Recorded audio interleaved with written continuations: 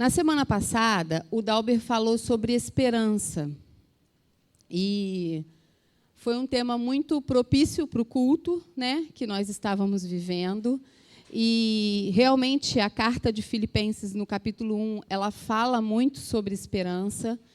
E algo que eu achei muito interessante é que, de algo que ele falou, é que a humanidade, naquela época, desde Abraão, Moisés, Jesus e até hoje, as pessoas têm o costume de subir ao monte, né, para orar, têm o costume de ir para lugares altos para poder orar, para poder levar os seus pedidos para Deus. Tem até um trecho de Salmo 121, nos versos 1 e 2, que fala assim: levanto os meus olhos para os montes e pergunto, de onde vem o meu socorro?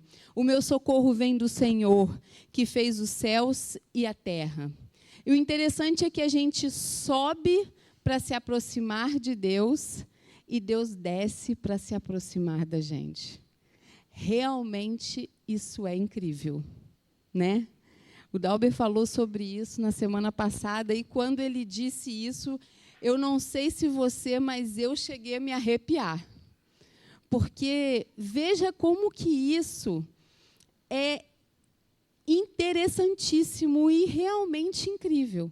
Nós subimos aos montes, olhamos para o alto e dizemos, de onde vem o meu socorro? O meu socorro vem do Senhor. E o Senhor, tão maravilhoso, tão misericordioso, nós vamos até Ele porque nós temos essa impressão de que, se a gente for mais alto, nós vamos estar mais próximos de Deus. E aí é opinião minha, tá, gente? Eu respeito quem gosta de ir ao monte, vou muito ao monte, até combinei com a sua mãe essa semana que veio aqui, né, com uma irmã. Falei, vamos combinar na gente ir no monte. A gente ficou conversando de monte. E aí, qual monte que é bom? O monte tal é assim, monte X é assim. Não, esse monte é bom. Não, esse assim não é tão bom. E aí eu falei assim, vamos combinar da gente ir ao monte. Mas eu acho que, sinceramente, ir ao monte orar e orar do meu quarto faz o mesmo efeito. Eu tenho essa concepção. Mas tem pessoas que se apegam nisso, que gostam muito de ir ao monte. E aí a gente vai ao monte para se aproximar mais de Deus, mas Deus desce para poder se aproximar da gente. E isso é muito bom. E se a gente pegar na Bíblia alguns personagens, tanto Abraão, quanto Moisés, quanto o próprio Jesus, eles subiam a lugares altos para também se aproximar de Deus, né? Então, o Dalber falou sobre isso na semana passada, em Filipenses. Eu achei a introdução dele muito interessante. E eu queria reforçar isso nessa introdução. Mas por que, Fernanda, que você está falando sobre isso? Porque quando nós temos essa atitude, quando nós temos essa intenção, quando nós temos essa ação, é porque nós vamos com uma esperança. Nós vamos com fé. E a nossa esperança deve sempre estar em Jesus. A nossa esperança deve sempre estar no Senhor. Sempre. Filipenses era uma carta que eu disse aqui, que é uma carta que eu gosto muito, e é uma carta de alívio, de conforto, de esperança. É uma carta de gratidão. Eu não sei se você percebe, quando o apóstolo Paulo está escrevendo a carta para a igreja de Filipe, ele está sendo grato de tudo que aquele povo fez por ele, enquanto estava preso. É uma carta de gratidão. A gente consegue realmente sentir. Não sei se você, quando você conhece muito uma pessoa, e a gente que lê a Bíblia, não sei se todos já leram a Bíblia, mas não precisa nem ler muito a Bíblia, só de você vir à igreja frequentemente, ouvir muito sobre algo, e nós que somos cristãos há muito tempo, e você que tem pouco tempo de evangelho, você vai perceber que você, ouvindo muito sobre a Bíblia, você vai tomar familiaridade sobre as histórias dos personagens da Bíblia. Sobre Jesus, por exemplo. Vamos falar sobre Jesus. Quem aqui não conhece Jesus? Quem aqui nunca ouviu falar de Jesus? E você não se sente íntimo de Jesus? Poxa, eu conheço Jesus. Eu conheço os milagres de Jesus. Eu sei quem foi Jesus. Então, só de ouvir falar de Jesus, você já sente familiaridade com ele. E a mesma coisa é o apóstolo Paulo. Na última série expositiva, quem conseguiu acompanhar as 2 cartas de Timóteo, conseguiu exatamente saber quem foi Timóteo. Timóteo foi o filho amado do apóstolo Paulo, aquele menino ou aquele rapaz que lutou pelo evangelho, que precisou seguir o seu líder, vamos dizer assim, que era tão perseguido e tão mal visto por aquelas pessoas, mas conseguiu perceber quem era Timóteo de verdade. E é por isso que a gente tem essas séries expositivas, para a gente poder conhecer as pessoas da Bíblia e querer seguir o exemplo daquelas pessoas. Então, quando a gente ouve falar do apóstolo Paulo e começa a ler as cartas do apóstolo Paulo, e você vê quando ele escreve à igreja de Corinto, você já sente um outro apóstolo Paulo. Quando ele escreve para a igreja de... Ele escreveu para Corinto, ele escreveu para Filipenses, ele escreveu para Éfeso. Então, assim, você consegue ver um outro apóstolo Paulo. Mas quando ele está escrevendo para Filipenses, você vê um apóstolo Paulo meio mole, sabe? Meio carinhoso, grato de verdade. E aí a gente vê que realmente o Dalber falou na semana passada, e eu concordo com ele, e com as minhas palavras, eu acho que, na minha concepção, a igreja de Filipe estava tirando notas boas. Aquela igreja estava assim, ela está tirando as médias boas. Não estava tirando 10, não, porque ele tinha algumas observações, sabe? Mas ele estava tirando notas boas. E aí a gente vai seguir o capítulo 2 ali, e nós vamos ver que ele tem algumas observações, mas que realmente eles estavam indo no caminho certo, a igreja de Filipenses, passaram ali por algumas lutas, passaram por algumas coisas ruins, tiveram algumas guerras a serem vencidas ali, algumas perseguições, alguns momentos difíceis que eles precisaram vencer, e até venceram, e isso preocupou um pouquinho o apóstolo Paulo. E sabe quando você está passando por um momento muito difícil, e aí chega um momento de glória? Isso que aconteceu com a igreja de Filipenses. Eles estavam sendo perseguidos, e aí chegou um momento onde, agora a gente está tranquilo, agora a gente chegou num patamar assim, vencemos. E aí o apóstolo Paulo se preocupou em... Deixa eu puxar um pouquinho o freio desse pessoal, para eles também não ficarem soberbos e não se preocuparem com o seu ego. Essa era a preocupação um pouco do apóstolo Paulo com aquela igreja. Mas eu creio que ele conseguiu, sabe, com as instruções, chegar no objetivo que ele queria. Mas, vamos lá, abre aí a sua Bíblia, em Filipenses, capítulo 2, nós vamos ler dos versículos 1 ao 6.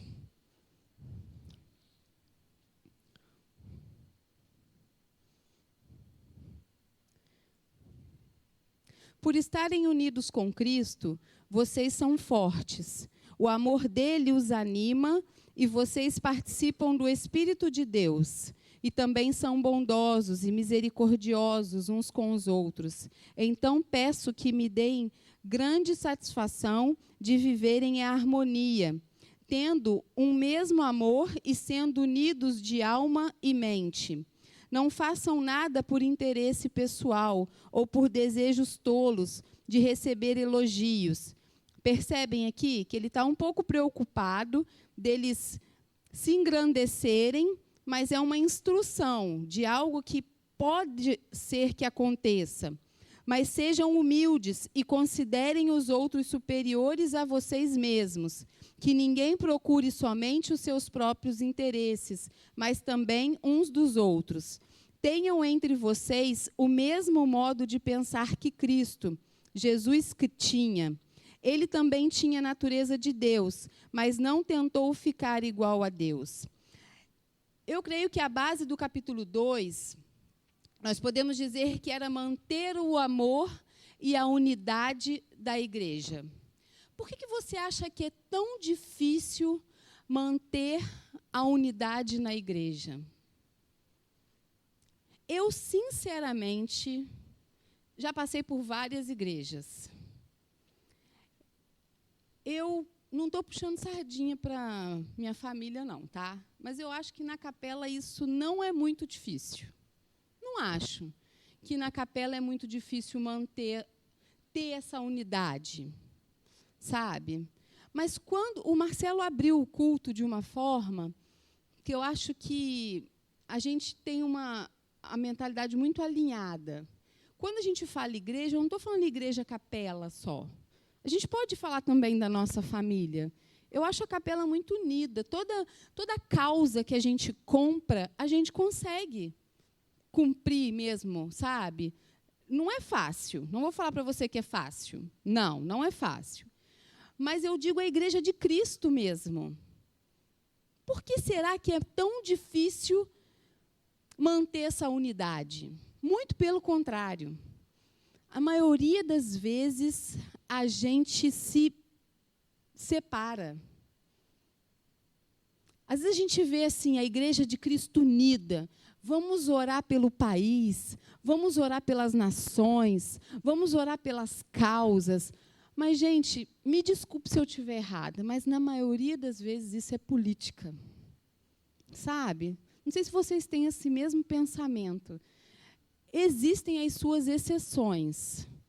Mas por que será que é tão difícil manter o amor e a unidade na igreja? Porque a igreja somos nós. A igreja somos eu, a Alessandra, o João, o Max, o Serginho.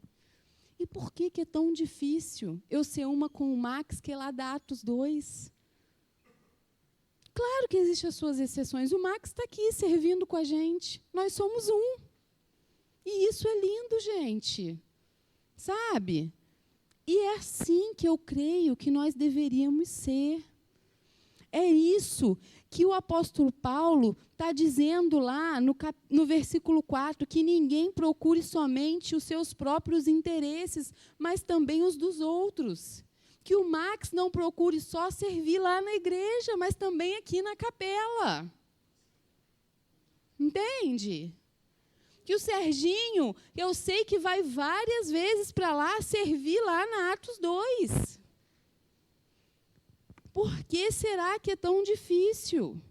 E eu não falo só de servir na igreja. Por que a gente não pode servir o nosso irmão na casa dele quando está fazendo a mudança? Por que é tão difícil a gente ser um com o nosso irmão?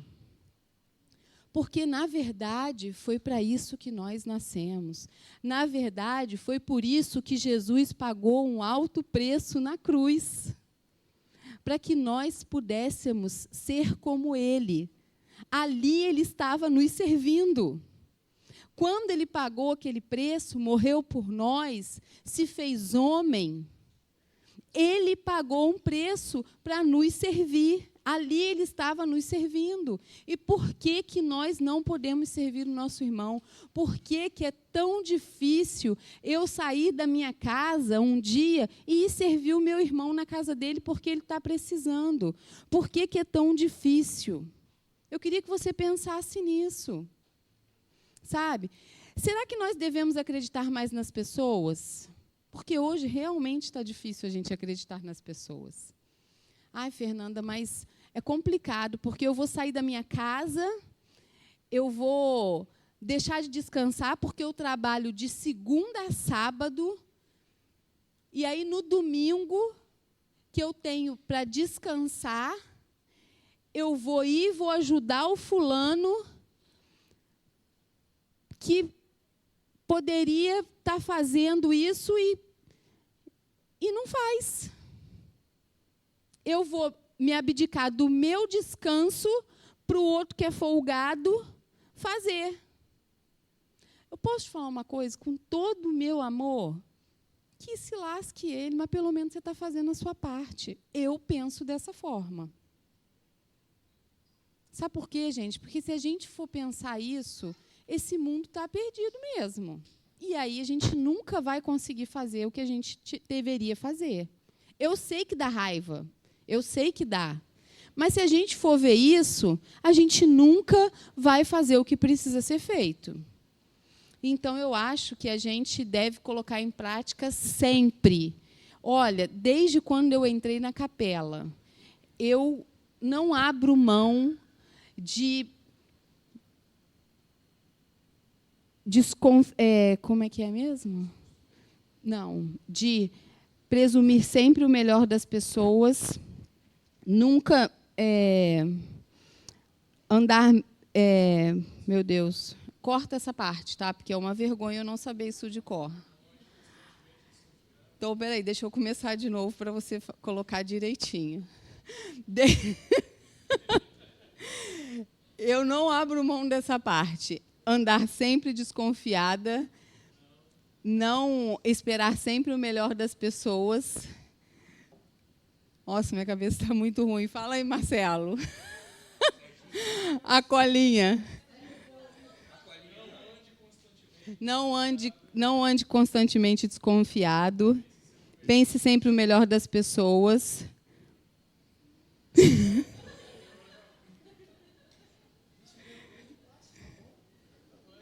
Não, gente, mas a gente tem que... Não, falta 2. Não ande... Ah, gente, corta essa parte e depois eu falo para vocês. Não se ofenda facilmente. E é isso aí. Mas isso, quando a gente coloca em prática... Vamos escrever essa frase, amor, e colocar ali, por favor? Não, eu vou lembrar. Vou pegar a colinha com o Pedro. Não, eu tenho isso escrito lá no meu guarda-roupa. Mas, enfim, desde quando a gente entende o que é preciso ser feito... a gente deixa de pensar. Sabe o fazer sem olhar a quem? Fazer o bem sem olhar a quem? Quando a gente entende isso, porque Jesus, quando fez para as pessoas, ele não pensava. Eu vou curar aquela pessoa, eu vou realizar aquele milagre. Ah, mas essa daí, ela é isso, então eu não vou fazer. A gente não pode fazer por conta disso. Por quê? Porque se a gente ficar olhando para aquela pessoa, a gente não faz nada para ninguém, porque todos nós temos um erro, todos nós temos um defeito, entende? É claro que nós não podemos pensar... Por exemplo, aqui na igreja nós temos uma máxima com a gente do seguinte: se alguém estiver precisando de alguma coisa, sempre vai ser primeiro as pessoas e depois as coisas. Então, se alguém estiver precisando de ajuda para pagar um aluguel, nós vamos ajudar aquela pessoa. Mas nós nunca vamos dar o dinheiro na mão dela. A gente vai pegar e vai pagar o aluguel daquela pessoa. Por quê? Porque a gente entende que as pessoas elas acabam se corrompendo, ou a humanidade acaba falando mais alto. Então, Fernanda, eu estou precisando de remédio. Ok. Você pode me dar a receita? Eu vou lá, compro o remédio e te dou o remédio. Ah, Fernanda, mas então você está indo totalmente contra aquilo que você está falando, porque você está desconfiando que o irmão vai gastar. Não, estou fazendo para o bem dele. Porque se ele está precisando do remédio, é o remédio que ele precisa. Então, eu vou dar o remédio para ele. Eu não estou deixando de ajudar. É por isso que eu estou te dizendo que há as suas exceções. Então, nós devemos acreditar mais nas pessoas? Sim. E sempre ajudá-las, sem olhar a quem. Eu não estou deixando de fazer por ela. Entende o que eu estou dizendo? Porém, a gente deve sempre fazer. Ah, existe um irmão que está sempre precisando de ajuda. Vamos ajudá-lo, mas vamos também tentar arrumar um emprego para ele? Porque, dessa forma, a gente está ajudando ele e também ajudando a curto e longo prazo. Consegue me entender no que nós estamos dizendo? Será que está faltando a gente se dedicar mais? Todas as cartas de Paulo, quando eu leio, ele está sempre dando uma instrução para as igrejas. Consegue perceber? Quando ele está falando para Corinto, para Éfeso, para Filipenses, quando ele está falando para todas as instruções que ele está dando, todas as cartas que ele está falando, ele sempre está dando uma instrução. Eu penso que, quando eu estou lendo para vocês, ou quando você está lendo, a gente não pode ler isso, gente, como um livro qualquer, como um livro de história, ou como um livro de autoajuda. A gente deve ler como um livro e tomar isso como uma verdade para a nossa vida. Eu devo ler e entender como eu devo me comportar. Consegue entender? Bom, Paulo está dando essas instruções para a igreja de Filipenses. Mas deixa eu ver aonde que cabe isso na minha vida e como que eu tenho que me comportar. Como eu devo colocar em prática para mim? Isso cabe? Sabe, eu estou me comportando desse jeito? Por que que... Será que eu devo instruir alguém dessa forma que vai fazer com que a igreja fique melhor? Com que as pessoas se comportem melhor? Quando a gente fala em unidade, é algo muito difícil de viver, muito mesmo. E eu gosto muito de 1 Coríntios, no capítulo 12. E aí depois você lê em casa, reflita mesmo, de 12 a 27, que diz que Cristo é como um corpo, e que cada parte desse corpo é um corpo formado de várias partes. Você já leu 1 Coríntios capítulo 12, que fala que Cristo é um corpo e um corpo formado de várias partes, aonde ele fala que cada parte depende uma das outras? E que ele diz assim: como eu posso ser o ouvido, um corpo formado só de ouvido? E se eu sou só o olho? Como eu posso ser o olho se eu não ouço? Sabe?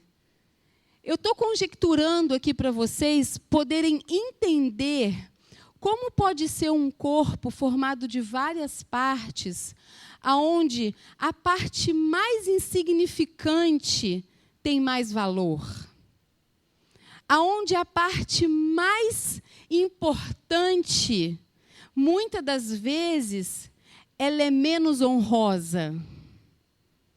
Vocês conseguem perceber, gente, que esse corpo, formado de várias partes, qualquer parte que seja, ela é importante? E que essas partes somos nós, todos juntos, formados, que se torna o corpo de Cristo. E eu acho isso tão maravilhoso. Eu posso te dizer que esse texto de 1 Coríntios, no versículo 12, é um dos mais bonitos que eu acho, quando se diz respeito à unidade de Cristo. Porque se nós não entendermos que nós somos um só corpo, num só espírito, mas que, independente da parte do corpo que nós somos importantes para que esse corpo funcione, independente se você é o olho que enxerga, o ouvido que escuta, a boca que fala, o pé que anda, a mão que abençoa, independente da parte do corpo que você é, nós temos um só espírito. Não importa, não importa. E nisso tudo, nós precisamos ter unidade. E Paulo era grato pela igreja de Filipenses ser daquela forma. Ele se preocupava dessa unidade se perder. Por isso ele escreveu aquela carta. Mas ele era grato pela igreja se juntar na unidade e tê-lo abençoado um dia. E vamos continuar lá.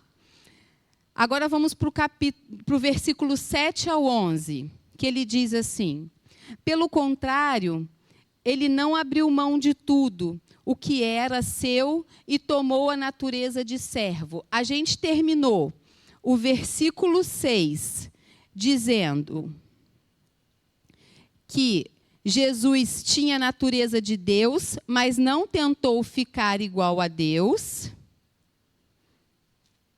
E o 7, pelo contrário, ele não abriu mão de tudo o que era seu e tomou a natureza de servo.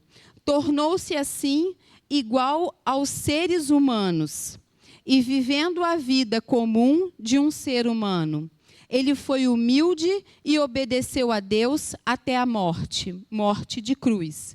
Por isso Deus deu a Jesus a mais alta honra e pôs nele o nome que é o mais importante de todos os nomes, para que, em homenagem ao nome de Jesus, todas as criaturas no céu, na terra e no mundo dos mortos caiam de joelhos e declarem abertamente que Jesus Cristo é o Senhor, para a glória de Deus o Pai. Paulo nos apresenta uma profunda reflexão sobre a importância da humildade do serviço em contraste com o orgulho na busca ao status. Aqui ele está nos mostrando que a busca por status pode desviar os cristãos à importância da fé, a verdadeira essência que tem a fé. Mas disso eu creio que todos nós sabemos, que quando a gente faz algo em nome de Deus e fazemos buscando por status, por reconhecimento, por querer ser alguma coisa, vai totalmente contra aquilo que realmente é verdadeiro. Vai totalmente contra aquilo que fazemos em nome da fé. Quando eu faço alguma coisa, a gente está nessa época agora, né? Política é um ótimo exemplo. Quando esses políticos começam a usar o nome de Deus para se promover, acabou. Não tem como. Para mim é assim, o ápice do negócio. E para a gente que tem um entendimento e vê que ele quer se promover para ganhar a eleição, que é status, você vê que não tem nada a ver. Vai totalmente contra a essência verdadeira da fé. Não tem. Você consegue... Gente, vocês conseguem... Desculpa se tiver algum político aqui, meu Deus. Desculpa, meu Deus. Mas se você consegue ver que qualquer um que se promove dentro da igreja,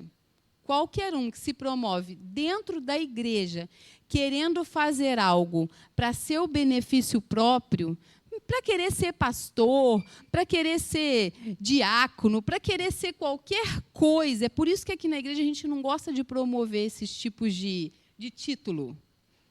É óbvio que a cultura brasileira, ela pede que tenha-se pastor, que tenha-se alguma coisa, porque senão não tem credibilidade. Aquela igreja não tem credibilidade. Precisa de alguém.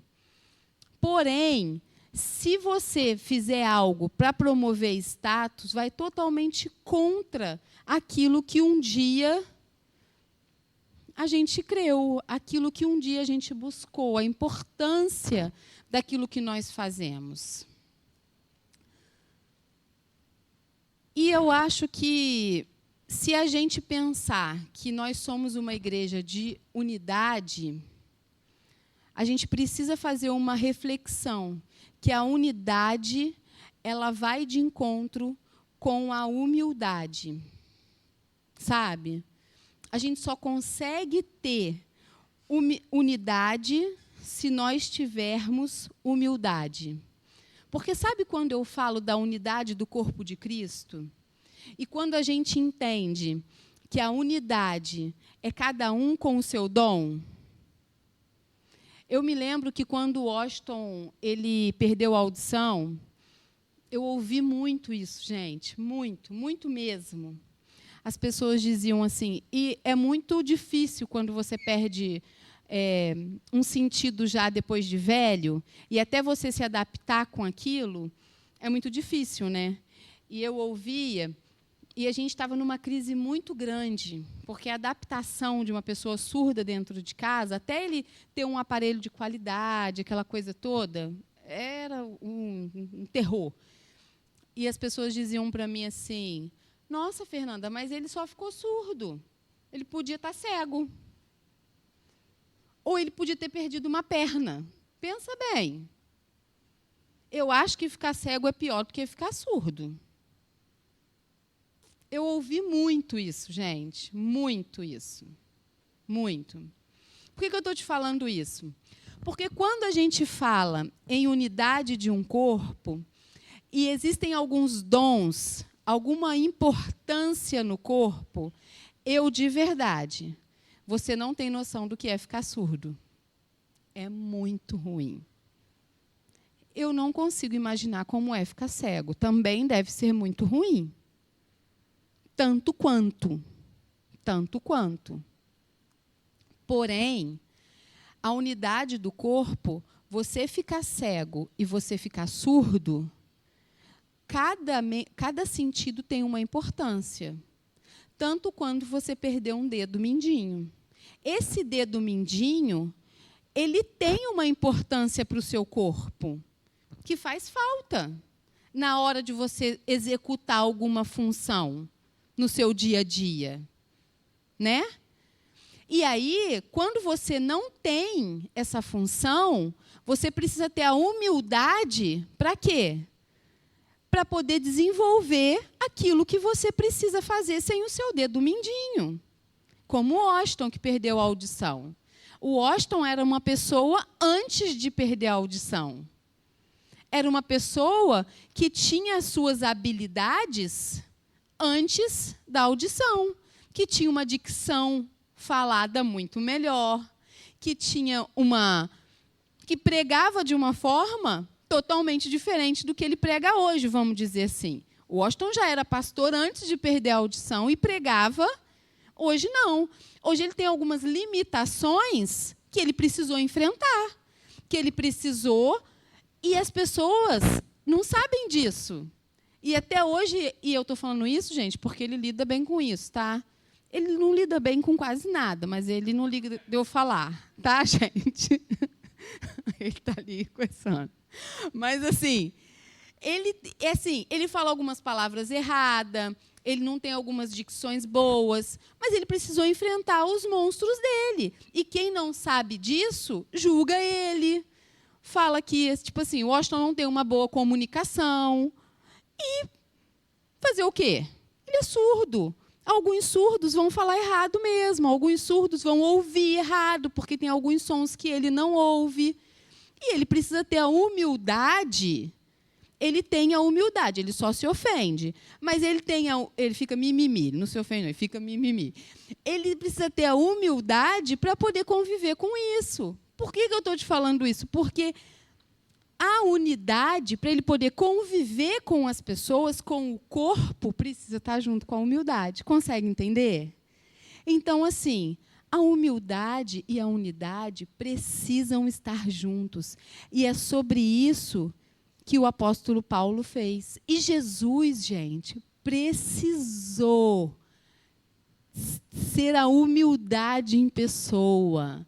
Ele precisou se diminuir ao pó, sabe? Ele precisou descer ao máximo possível para se fazer como nós, para se tornar um com a gente, entende?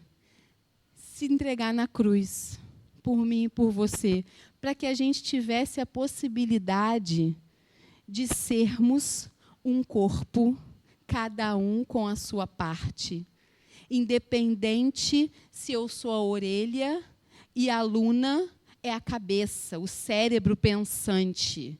E eu sou só a orelha, e a Luna é o cérebro pensante, importantíssimo.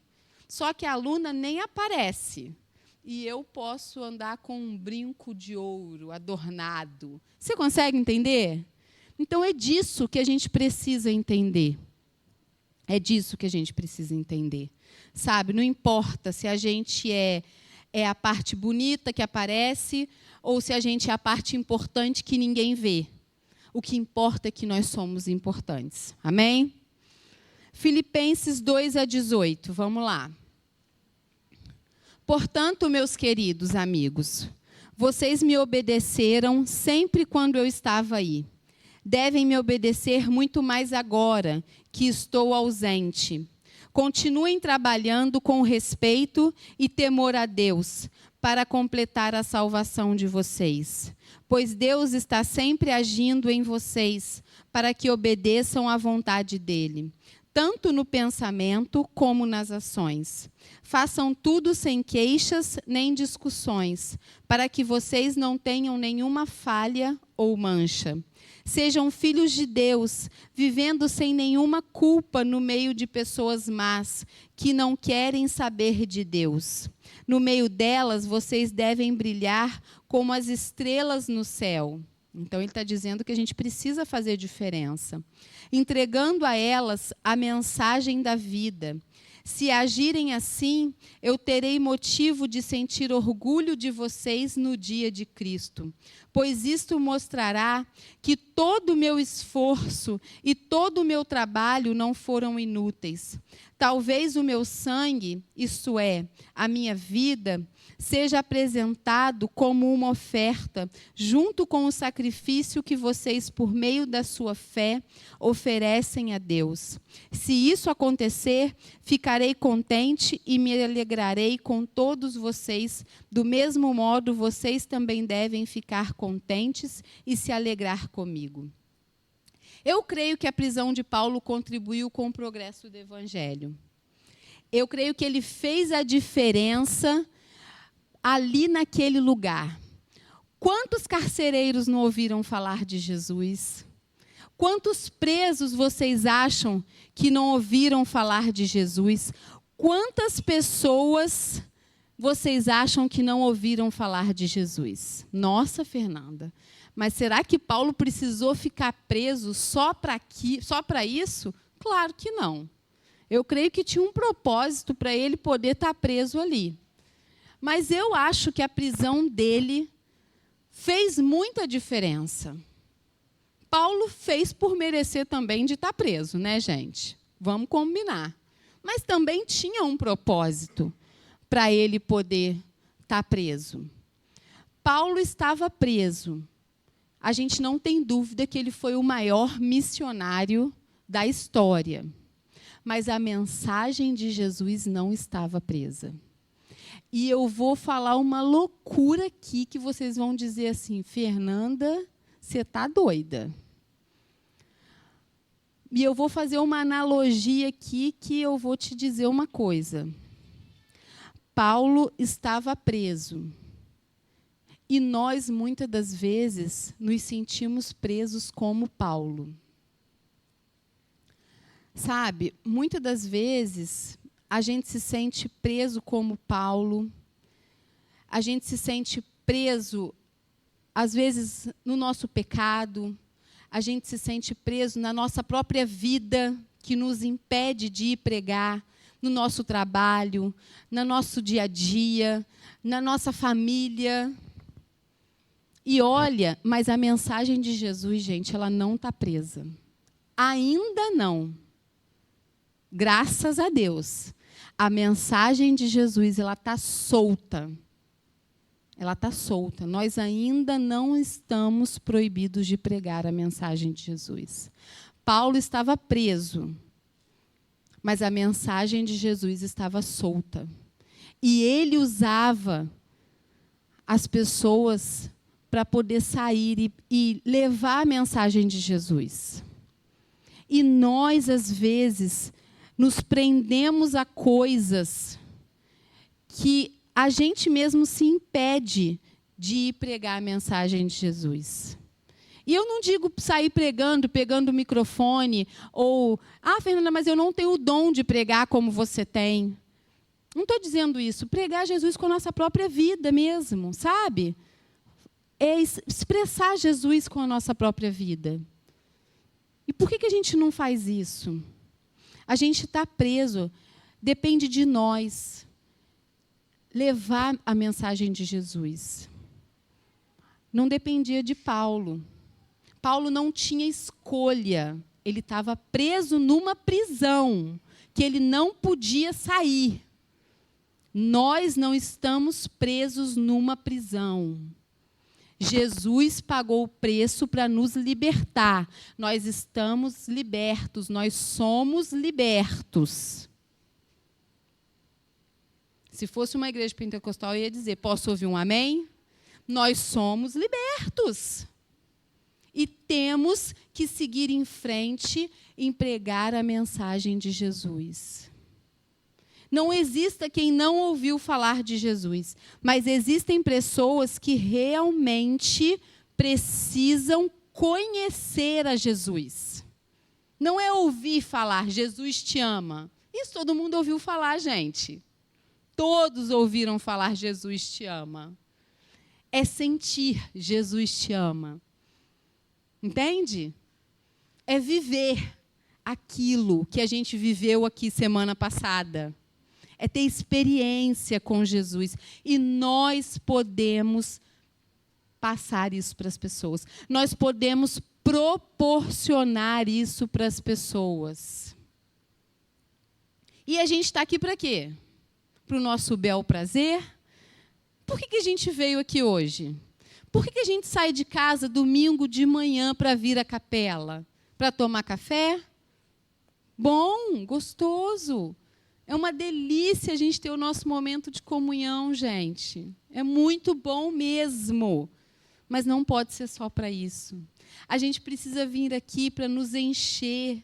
A gente precisa vir aqui para poder cumprir o nosso propósito, que é encher e apontar Jesus para as pessoas lá fora. É para isso que a gente existe. A gente precisa vir aqui para nos encher e estar preparados como soldados de Cristo para enfrentar os problemas do dia a dia. Para saber que existe um Jesus que eu preciso olhar para o alto e é Ele que é a minha esperança. Para isso. E aí, para terminar, a gente vai ler do 19 ao 30, que diz assim: se for a vontade do Senhor Jesus, espero poder logo lhes enviar Timóteo, para que eu fique animado quando receber notícia de vocês.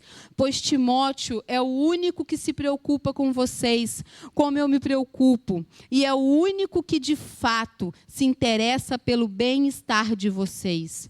Pois todos os outros se preocupam com seus próprios interesses, e não com os de Jesus Cristo. E vocês sabem muito bem como Timóteo provou o seu valor. Ele e eu, como se fôssemos filho e pai, temos trabalhado juntos no serviço do Evangelho. Portanto, espero enviá-lo a vocês logo que eu souber como vão ficar as coisas aqui para mim. E confiando no Senhor, penso que eu mesmo poderei ir logo até aí. Também acho que é preciso enviar a vocês o nosso irmão Epafrodito, meu companheiro de trabalho e de lutas, o qual vocês enviaram para me trazer a ajuda que eu precisava. Ele tem tido muitas saudades de todos vocês e tem andado muito preocupado por vocês terem sabido que ele estava doente. De fato, ele esteve doente e quase morreu, mas Deus teve pena dele, e não somente dele, mas também de mim. E assim evitou que eu tivesse uma tristeza ainda maior. Por isso, vou mandá-lo de volta a vocês o mais depressa possível, para que vocês sintam a alegria de vê-lo novamente e para que eu não fique preocupado. Portanto, recebam Epafrodito com toda a alegria como se recebe um irmão no Senhor. Respeitem pessoas como ele, pois ele arriscou a sua vida e quase morreu por causa do trabalho de Cristo. Ele fez isso para me dar a ajuda que vocês não podiam me dar pessoalmente. Vocês perceber como que é esse evangelho? O Dalby encerrou a sua mensagem e eu vou seguir o bonde dele, porque isso é muito lindo e merece ser reforçado. Tem tudo a ver com o que Deus fez com Paulo e com Epafrodito. Ele disse que todos nós vamos ter as nossas guerras. Todos nós temos as nossas guerras. O Dalber disse isso.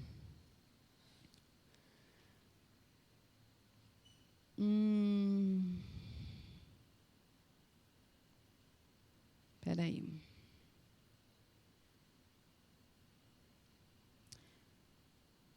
Porém, quando estamos com Cristo, quer dizer que temos paz, e ter paz quer dizer que as coisas ficam harmoniosas. Às vezes a gente acha que a palavra paz, ela tem vários sentidos, né? Mas eu queria que vocês se apegassem nesse sentido. A palavra paz, pega a palavra guerra, quando a sua vida está em guerra e quando a sua vida está em paz, tá?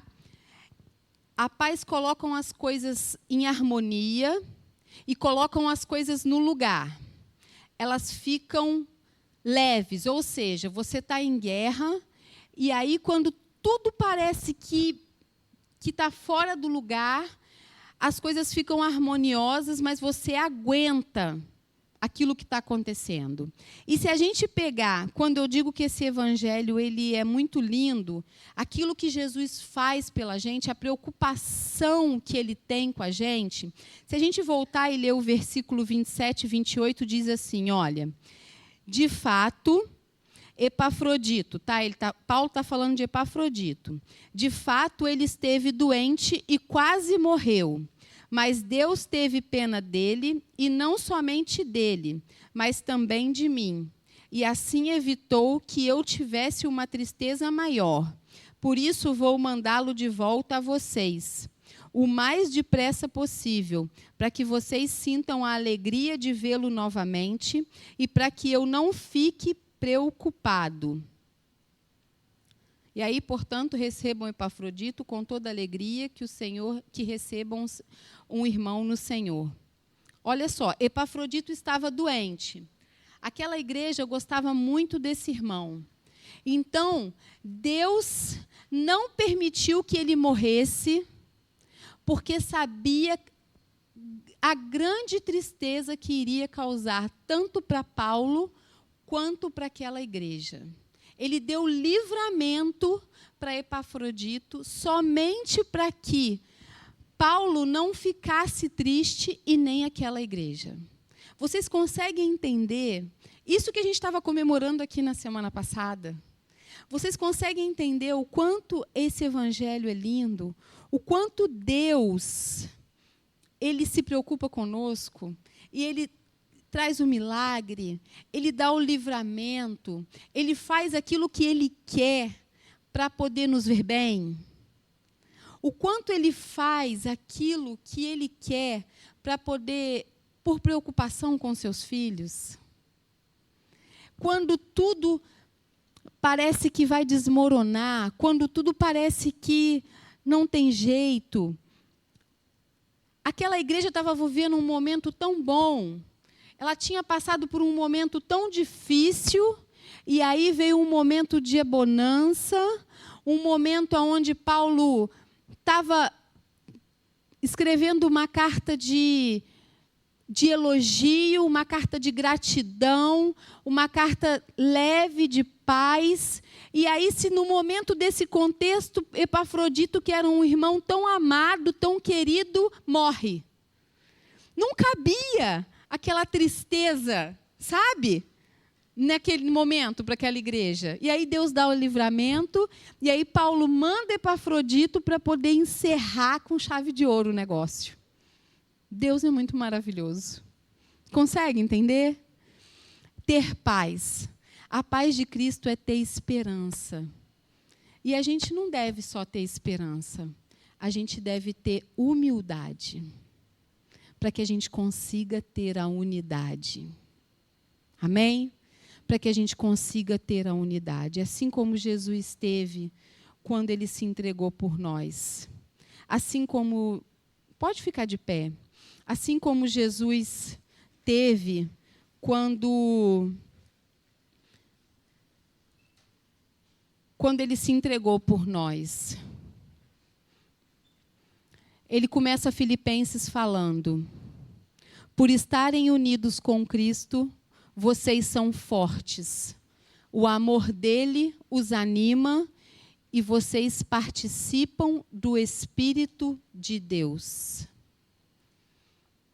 Eu, de verdade, eu creio que nós somos uma igreja, não a igreja capela, nós somos a igreja de Cristo, que estamos unidos porque nós somos fortes. Amém? Nós somos unidos porque nós participamos juntos do Espírito de Deus. E todos juntos nesse mesmo Espírito, cada um fazendo a sua parte. Tanto para levar a mensagem do Evangelho, quanto para se mantermos firmes, seja qual for o problema que a gente esteja passando no nosso dia a dia. Porque o cristão, ele passa por problema. Mas a nossa esperança, assim como o Dalber pregou na semana passada, ela vem do Senhor. Amém? Que a gente possa se firmar nisso, porque o Senhor nunca nos abandona. Vamos orar? Senhor, nós queremos te agradecer nessa manhã, Pai. Queremos te agradecer porque nós cremos que a nossa esperança está em Ti. Que nós possamos sermos uns com os outros. Que nós possamos ter a humildade que o Senhor teve. Que nós possamos ser imagem e semelhança de Ti, Pai. Eu quero te dizer que nós valorizamos o preço que o Senhor pagou por cada um de nós, Pai, na cruz. Que não há outro igual a Ti, Jesus. Nós queremos te agradecer por tudo que nós vivemos aqui nessa igreja como família. Que nós possamos a cada reunião, Jesus, poder experimentar um pouco mais de Ti. Que o Teu Espírito Santo, Pai, possa sempre ser o nosso consolador, sempre possa ser aquele que nos convence, possa ser aquele que transforma, que restaura e que cura as nossas vidas. Muito obrigada, Senhor. Cuida de nós, cuida daquele, Senhor, que precisa mesmo, Deus, de uma intervenção. Cuida, Senhor, da Thaís, do Miguel e da Morena que estão saindo dessa virose.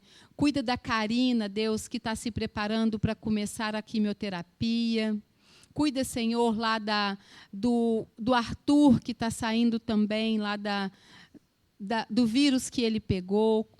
Cuida, Senhor, da Bia, Senhor, que está tendo a crise lá de ansiedade. Cada um irmão, Senhor, que está enfermo, eu te peço, Senhor, dessa família, que o Senhor possa curar. Aqueles que a gente não sabe, Senhor, por favor, derrama a sua cura, Pai. Em nome de Jesus, Senhor. Nós cremos, Deus, que o Senhor é conosco, Pai. Que o Senhor possa abençoar. Em nome de Jesus, Deus.